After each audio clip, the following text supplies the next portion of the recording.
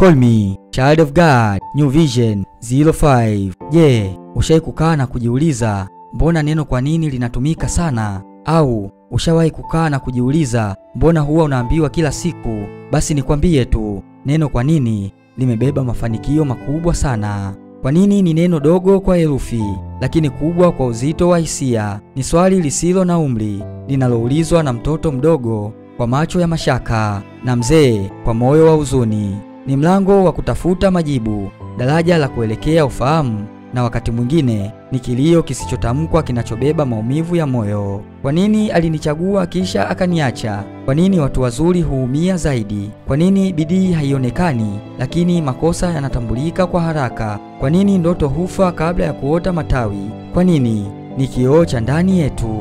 Ni swali linalobeba huzuni ya walioachwa, uchungu kwa waliokataliwa, na hamu ya majibu kwa wale waliosahauliwa. Ni kilio cha kimya cha mtu anayejificha nyuma ya tabasamu, huku moyoni akiuliza, kwa nini mimi? Kwa nini sasa? Kwa nini haya yote? Lakini pia, kwa nini ni mwanzo wa mabadiliko? Ndani ya kwa nini kuna nguvu ya kuamka tena, kuna msukumo wa kutafuta, kujua, kuelewa na kubadilika.